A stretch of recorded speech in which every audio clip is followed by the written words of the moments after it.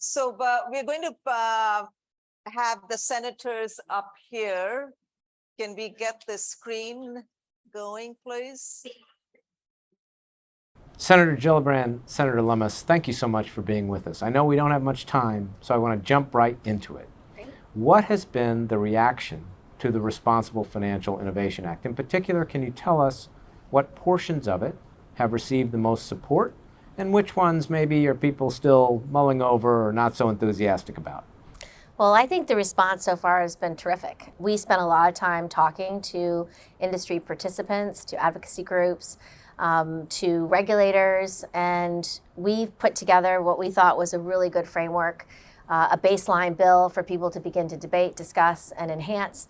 And so far, people are pretty pleased with it. The Ag Committee's already taken up their portion, which is the commodities piece, and they've put out a draft bill that really reflects our draft almost entirely, with maybe a few changes. That bill is going to be marked up, and we are going to begin to hopefully debate it, and then maybe get a vote by the end of the year, which will be the cornerstone of our bill. Mm-hmm. Well, that's great, and it is great that the two of you teamed up, given that you are on the Ag Committee and Senator Lummis, you are on the Banking Committee, and that of course spans the jurisdiction that we have here. And your legislation is a comprehensive approach. Tell me about the reaction in the executive branch. What's been the reaction, first of all, from the SEC and from Chair Gensler? We've been in touch with him and kept them informed as this draft has evolved. We think that there may be some minor changes to the definitions in the bill.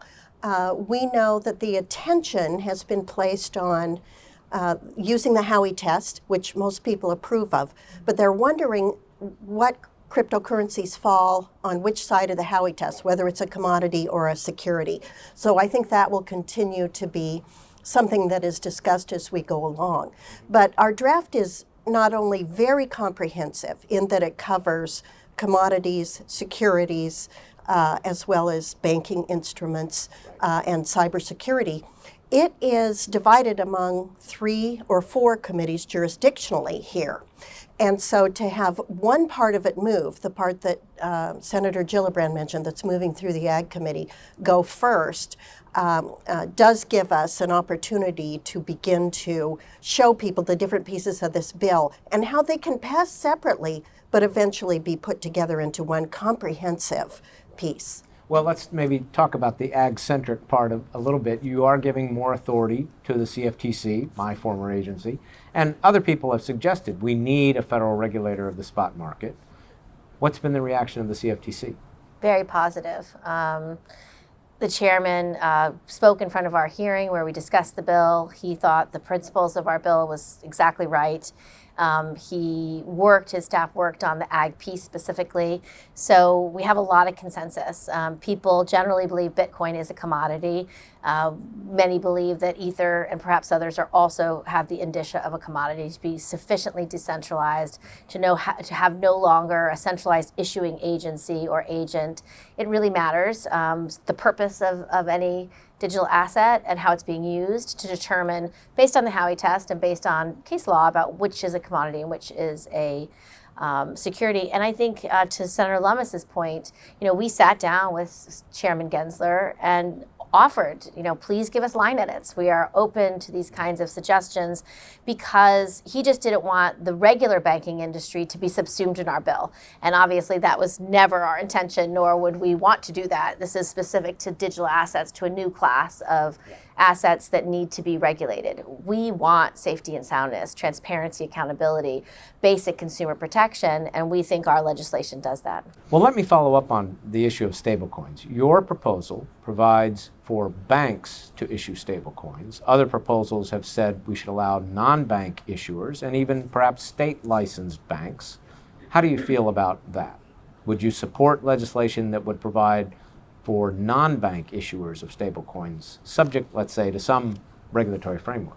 Yes, I would support allowing non-banks to issue stablecoins as long as they are 100% backed by hard assets. We're not talking about algorithmic Right. ones here. Let's leave Exactly those aside. right. In fact, our bill would actually prohibit algorithmic stable coins that have no hard asset backing.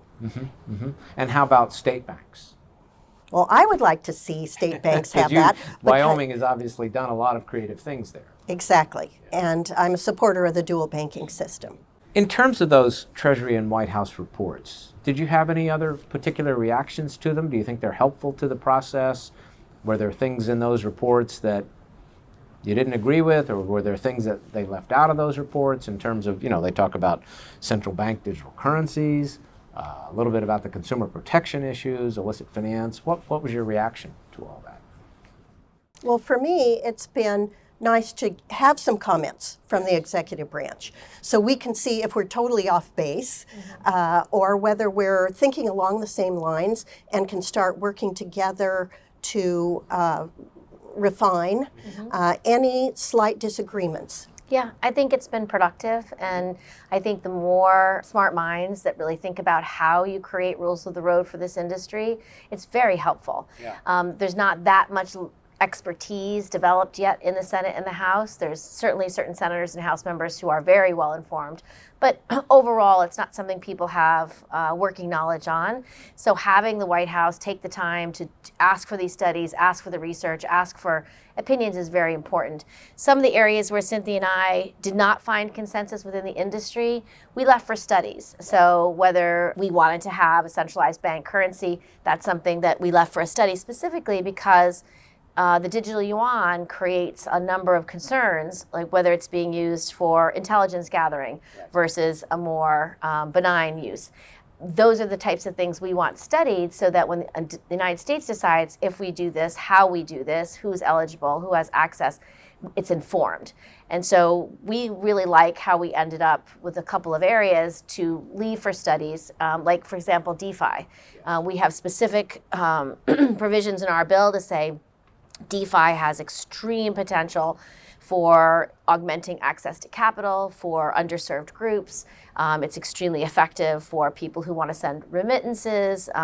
It's extremely helpful for countries that do not have steady or certain centralized banking available to people. And so we want that to be really studied and carefully reviewed about how do you provide the transparency and accountability so that DeFi can function effectively to meet these goals. You mentioned the level of understanding of these issues. Obviously, the two of you have spent a lot of time getting educated. Some other members have, but as you said, a lot of members don't know that much. How's that going to affect this process? I think it affects timing most of anything because not everyone's ready to have an opinion because they haven't studied it enough. And so what Senator Lummis and I really focused on is just encouraging the committees to start their hearings, do a markup, create some legislation, work on a bipartisan basis, see where the consensus is on a committee by committee basis. The Ag Committee's already done their work and they're on that way to getting a markup and doing the work and maybe passing their piece. I also sit on the Intelligence Committee. I've talked to the chairman about having hearings and beginning to say, how do we create safety and soundness from the cyber perspective. Our bill suggested that to develop those rules that they work with NIST because NIST has much more experience in cyber protocols and a basic certification of what's secure enough. And so we really want Intel to do their work. We've met with the chairman of banking. Cynthia's on banking. We hope banking might take up stablecoin first. It's the kind of thing that has a lot of consensus. So our job is just to encourage chairman and other members to take on the issue, learn it, and begin to have things like hearings. The crypto industry has become bigger, more powerful, and much more politically active. Does that concern you? Does it concern you as to how that will affect the process of doing the right thing? I've actually invited them to become more politically active because they're so knowledgeable about what they're doing now and what innovations they see coming. Because we're trying to find in this bill the sweet spot between allowing innovation to continue to occur in this country, but having adequate consumer protections and a well-understood framework of regulation. On the consumer protection point, we've obviously now gone through a period where crypto prices fell dramatically from last November. Hundreds of thousands of people had losses. How has that affected your thinking about what we need to do? It just emphasizes how important this regulatory framework is now. We need to create basic rules of the road so that consumers know what's safe and what's not safe. Right now, there's no regulation. Do you feel there's a lot of, sorry to or interrupt. very little regulation. And so people may go into these industries not knowing anything, and they may not have the advice or guidance from a professional about what they're doing. And so they may lose money. There's also many digital currency, digital assets, different tokens that may not be legit. And so one of the SEC roles is going to be to start regulating the digital assets that are being offered to raise money and are securities under the Howey test, and make sure they're offering things that are honest and true, that they're not committing fraud. So it just puts a point on how important this legislation is now. The Treasury report on the implications of crypto for consumers, investors, and businesses basically says this is an industry rife with scams and fraud and hacks and manipulation. Would you agree with that characterization? There's many parts of the industry that is not safe and that is fraudulent, but that's why we want to pass this legislation, because it says you need to be either registered as a commodity and have to be regulated by the CFTC, or you have to be registered with the SEC, or you're under the OCC if you're a stablecoin. So it tells consumers and participants what their regulatory obligations are. And so it just creates the possibility of much more stability. And by not having regulations, we put the onus on, for example, the SEC to go out and regulate by enforcement action. So you have firms trying to navigate this Wild West and then getting their hands slapped when the regulators think they do have adequate existing regulations to engage in an enforcement action. I think everybody would rather know up front, what are the rules of the road? If you custody money with someone, does the money custodied belong to the custodian, or does it belong to you? These are some unanswered questions in the regulatory environment that make it hard to navigate, and it makes it confusing to consumers. The other day, Jamie Dimon, head of JP Morgan, basically said Bitcoin is a Ponzi scheme and cryptocurrencies are Ponzi schemes. Now, he distinguished those from blockchain technology generally, and even from stablecoins, which he said, those could have utility, but he basically referred to Bitcoin and cryptocurrencies as not having any utility. Would you agree with that characterization? And does that mean we should think about regulation differently in those two areas? Well, I view Bitcoin as digital gold. It is a long-term asset. So the way I view it is more of a buy and hold strategy, so you can realize value over time. People who are trading it, almost day trading among cryptocurrencies, I think are taking a tremendous risk. And for people that know how to manage that risk and are professionals, there may be a tremendous upside. But for average investors who are dabbling with these assets for the first time, I say buy a little, hold it, and learn about it and see how it behaves. But don't go into it with the notion that you're going to be a short-term trader. You're going to get bit. I think this is a global industry. There is so much innovation in this space and so many uses. I think for America not to regulate it means that we will allow these industries to go overseas and continue to exist, but without the enormous growth opportunity for these businesses to grow and thrive here. We have the best financial markets in the world. We have markets that have certainty. We have the best regulators. But as you, as a former CFTC chairman, can figure out how to regulate Bitcoin under your own jurisdiction, I'm certain the rest of us can too. So I don't think any one person's opinion is determinative, because people don't all have the same knowledge base about the diversity of the industry, all the uses and all the applications. And the solution is not to ignore it. The solution is to regulate it, because it will grow worldwide, whether or not we participate. And Americans will want to participate in this market, whether or not we regulate. And so from my perspective, if I have an 18-year-old boy who desperately wants to buy Bitcoin, I want this market regulated. I want smart CFTC chairman, smart SEC chairman, smart OCC chairman to be overseeing this industry, to separate the wheat from the chaff, to make sure that those who are fraudulent aren't participating and are being prosecuted. That's the solution, not put your head in the sand and say it's a bad thing. You have to regulate. So create a strong regulatory framework, Yes. and let the market, let investors kind of decide, Yes. figure it And- out, and- which is the approach which is we've taken. Which is what capitalism generally. is all about. Right. We Right. don't stifle innovation in capitalism. We make sure that innovation can proceed in a safe way. We want to make sure people can continue to grow their industries and their assets and their applications, but we want to do it in a way that customers aren't being taken advantage of. And that's why we chose the existing regulatory framework and just to lay digital assets on top of it, because we know that the SEC has a very strong record in consumer protection and disclosure.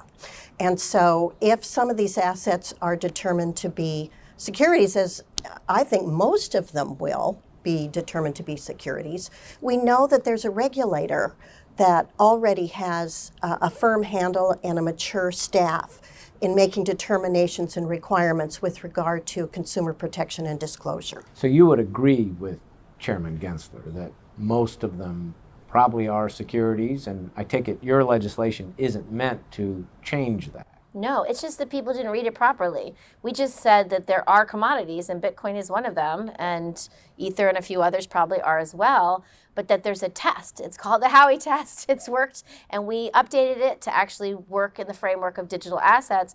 And if there's 15,000 cryptocurrencies, that means 14,900 and something are securities. So that's a lot of work for the SEC to do. And your concept of ancillary assets is not meant to upset that either. No, it's sort just of a term of subcategory. art. It's just a term of art that then will go through tests to say, are you a security? Are you a commodity? What do you see as the biggest challenges then ahead in terms of passing a reasonable framework? Just really informing and bringing members of Congress up to speed so they can make thoughtful decisions about what type of regulatory frameworks they're comfortable with. It's why Cynthia and I thought it was so important to at least introduce this bipartisan, very wide-reaching bill so that people could have a basis on which to consider these decisions. And we're optimistic that each of the committees of jurisdiction will take this up. Whether they can get anything done this year or not, we don't know, but we certainly encourage them to do so. Well, let me try to put you on the spot on that. 6 months from now, where will we be? Will there be something on President Biden's desk? Maybe not the entire package, but maybe something on stablecoins? And maybe the commodities section. I think the ag section is ready. Once we have a markup. So in other words, the ag section, meaning give the CFTC authority over the spot market. over particularly Right. commodities. So Right. it's only going to be spot Bitcoin market and of commodities. Yes. of commodities. So Right. the rest, Chairman Gensler is doing enforcement actions now, so he's trying to make it up as he goes along, which is fine. But hopefully, through banking, they'll do some hearings and they'll come up with an agenda about what they'd like to pass. So maybe within 6 months, parts of it are passed. That would be great if we had that done within 6 months. Senator Lummis, what do you think in Yeah, 6 months? I agree. I think that as one section starts to move, such as ag has already started, that then you'll see stablecoins go next, and then possibly the SEC governed parts of it, because as it begins to take shape, we can mold it all together as the process goes on. So I think 6 months from now, we actually will see at least part of this on the president's desk. Okay, and if I were to look at those who voted for it, what percentage are going to be Republicans and what percentage are going to be Democrats, roughly? I think it'll be widely bipartisan. I bet we get, in the Senate, 60 to 70% will ultimately support regulatory frameworks. There's not a great deal And evenly divided. Yeah, and I don't think there's a great deal of opposition. It's just whether or not the individual senators take time to learn it, see how it applies to their state, create thoughtful analyses. I think it's something that could be widely bipartisan. It's not ideologic. It's just let's regulate an industry that is growing in our country. Right. Senator Gillibrand, Senator Lummis, thank you so much for being with us and sharing your time, and good luck with the legislation. Thank you. We appreciate it. Hi, I'm David Vandeveer. I'm the new Executive Director here at the Psaros Center for Financial Markets and Policy. I want to thank you all for coming. I realize I'm very well aware that I'm the last thing between you and the reception, networking reception. So I just want to take this opportunity though to thank again Mike Psaros and his family. I also want to thank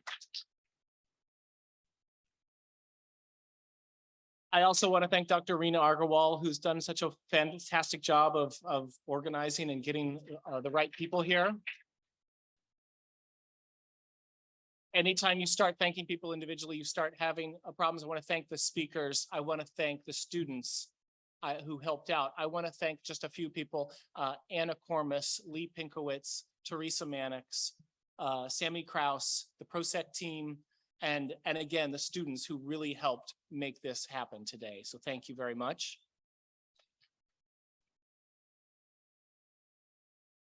And now we're going to have a networking reception. You'll go out to the main lobby and up 2 flights to the Fisher Colloquium on the 4th floor. So if you'll join us there, that would be great. Thank you all for coming.